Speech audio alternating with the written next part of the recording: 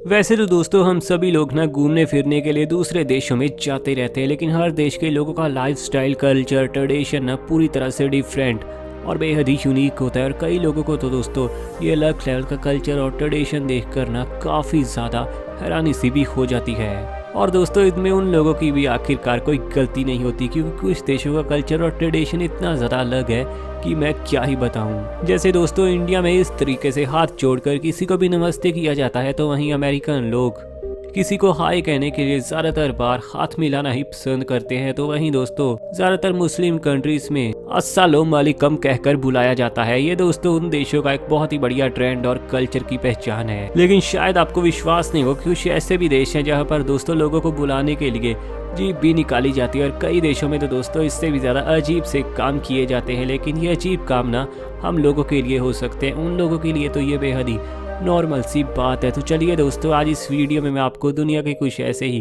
अजीब और गरीब देशों के बारे में ही बताने वाला हूं। तो वीडियो में यार एंड तक बने रहना। और वीडियो बेहद ही इंटरेस्टिंग और मज़ेदार तो होती ही है, तो इसीलिए यार पहले ही कोल्ड ड्रिंक, पॉपकॉर्न सब कुछ तैयार रखना। Open eye, feel the waves cut through me, hypnotized. Number 1 पर दोस्तों नाम आता है the people of Maasai. Maasai tribe के लोग दोस्तों बेहद ही ज़्यादा अजीब और बेहद ही ज़्यादा कमाल के माने जाते हैं। ये लोग दोस्तों अगर आपको बुलाएंगे ना तो आप पर थूक देंगे। अक्सर दोस्तों जब भी आप पर कोई थूकता है तो डेफिनेटली आपको ज़्यादातर चांस है कि गुस्सा आ ही जाएगा और आप उससे हो सकता है झगड़ा भी करने लोगों। लेकिन अगर कोई बहुत ही स्मार्ट और शांत किस्म का आदमी होगा तो शायद बात सिर्फ बहस पर ही खत्म हो। लेकिन यहाँ के लोगों का रिस्पेक्ट दर्शाने का दोस्तों साइन ये है कि वो एक दूसरे के ऊपर थूक देते हैं। और जब भी किसी को दूसरे इंसान की रिस्पेक्ट करनी होती है तो उस पर सिर्फ थूकता है। क्या कहने यार, इस देश के बेहद ही ज्यादा अजीब सा काम है। और इवन बात तो यहाँ तक हो जाती है कि इस ट्राइब के लोग इसे बहुत बड़ी ब्लेसिंग के रूप में लेते हैं और कहते हैं कि अगर आप पे ऊपर कोई थूकता है तो आपको बहुत बढ़िया गुड लक मिल चुका है अगले एक डेके के लिए। और यहाँ के लोग जब भी दोस्तों किसी से मिलते हैं या फिर अलविदा कहना होता है तो थूक का ही इस्तेमाल करते हैं। और इतना ही नहीं दोस्तों, यहाँ पर शादी के समय भी पिता अपनी बेटी को अलविदा करते समय थूक कर ही आशीर्वाद देता है। बहुत ही ज़्यादा वियर्ड है, लेकिन दोस्तों ये सच है, ऑफेंड बिल्कुल ना होना। क्या दोस्तों कहीं पर आपने सुना है कि कब्रिस्तान में पिकनिक मनाई जा सकती है?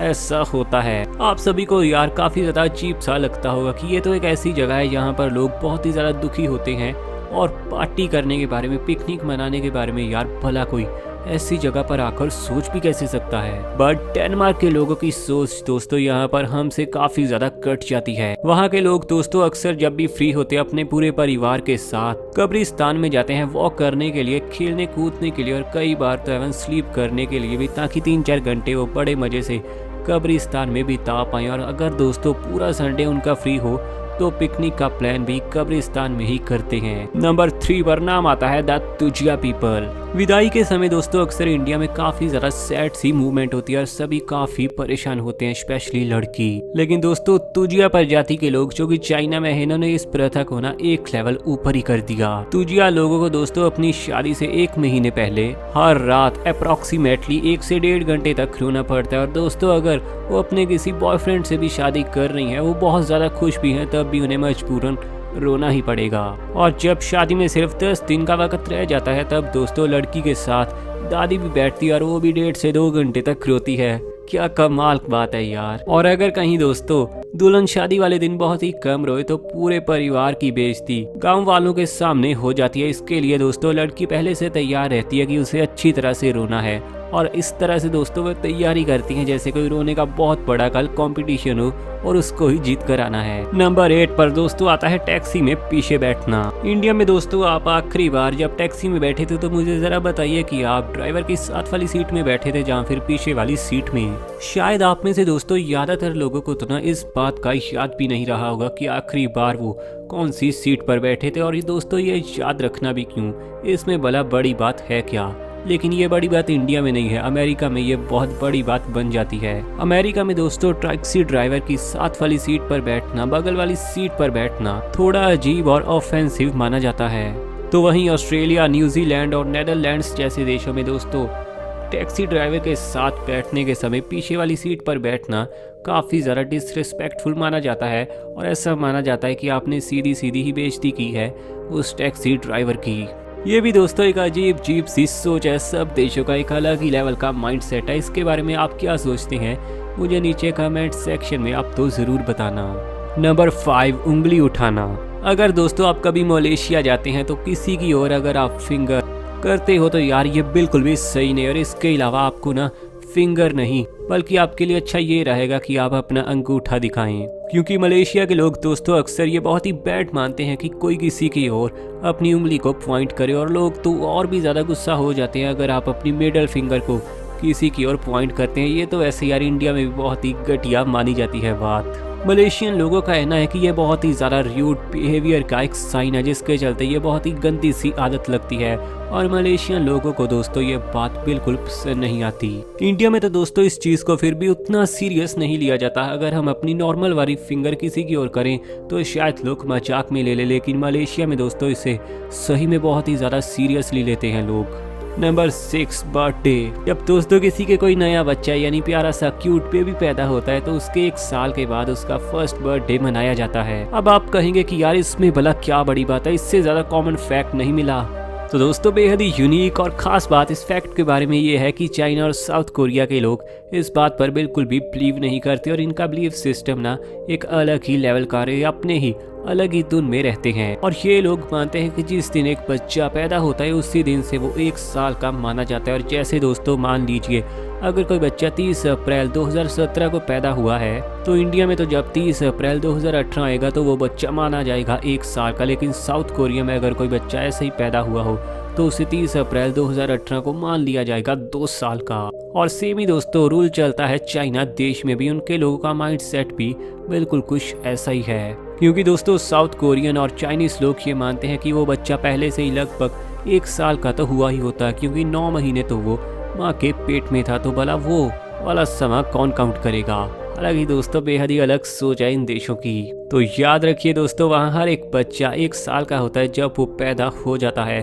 तो इसलिए हम तो ये भी कह सकते हैं कि जो लाइफ एक्सपेक्टेंसी के इंडेक्स में ये कंट्री की दोस्तों जो एज आती है ना उसको हमें 1 साल कम करके ही देखना चाहिए। नंबर 7 पर दोस्तों आता है वोटिंग इन ऑस्ट्रेलिया। वोटिंग करना दोस्तों हमारा राइट है, हमारा जन्म सिद्ध अधिकार है, लेकिन फिर भी काफी सारे लोग वोटिंग करना जरा पसंद नहीं करते, स्पेशली इंडिया में। हालांकि वैसे ये सबकी पर्सनल चॉइस होती है कि वो वोट करना चाहते हैं या फिर नहीं। लेकिन दोस्तों ऑस्ट्रेलिया इस मामले में ना काफी ज्यादा अलग है। वहाँ पर गवर्नमेंट ने सभी को वोट करने का राइट तो दिया है लेकिन वोट ना करने का राइट बिल्कुल नहीं दिया। सही सुना आपने दोस्तों, ऑस्ट्रेलिया में आपको हर हाल में वोट करना ही पड़ेगा। इंडिया के जैसे नहीं कि आपका दिल करे तो कर लीजिए, नहीं करता दिल तो मत कीजिए। ऑस्ट्रेलिया के दोस्तों 100% सिटीजन्स को वोट करना पूरी तरह से कंपलसरी है। और अगर कोई इंसान दोस्तों ऑस्ट्रेलिया में वोटिंग के लिए नहीं जाता तो उसे फाइन देना पड़ सकता है। हालांकि फाइन की रकम दोस्तों बहुत ज्यादा हाई तो नहीं है, लेकिन फिर भी स्टिल पैसे देने पड़ते हैं, जिसके चलते यहाँ पर वोटिंग करने लगभग सभी लोग पहुँचते हैं, क्योंकि दोस्तों कोई भी नहीं चाहता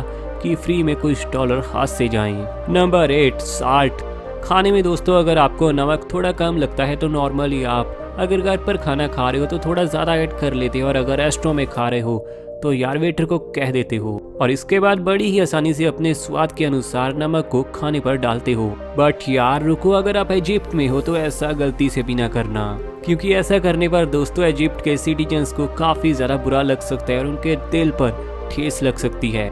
इजिप्ट के शेफ दोस्तों कुछ ज़्यादा ही सेंसिटिव माने जाते हैं अपने खाने को लेकर, और अगर आप उनसे एक्स्ट्रा नमक मांगोगे तो उन्हें दोस्तों ऐसा लगेगा कि उनका बनाया हुआ खाना पूरी तरह से आपको बेकार लगा, जिसके चलते उन्हें काफ़ी ज़्यादा बैड लग सकता है और इसे वो दोस्तों एज ए ऑफेंस लेंगे। लेकिन दोस्तों ऑफेंड तो यहाँ आप भी हो गए होंगे, क्योंकि ये बात हम इंडियंस के लिए बेहद ही ज़्यादा अजीब सी है।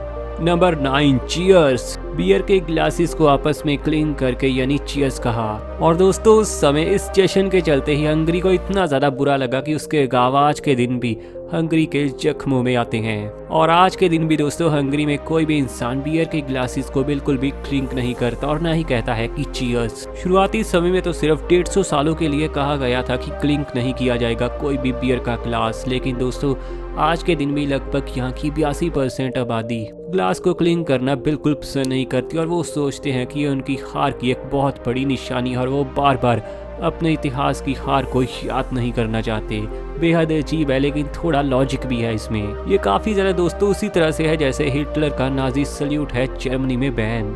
तो आपको दोस्तों इनमें से सबसे ज़्यादा अजीब से देशों के कौन कौन सी अजीब बिहेवियर लगे मुझे नीचे कमेंट सेक्शन में ज़रूर बताना। और ऐसी वीडियोस आगे भी आएंगी, चैनल को ज़रूर सब्सक्राइब कीजिए और फेसबुक इंस्टा है तो दोस्तों वहाँ फॉलो करो।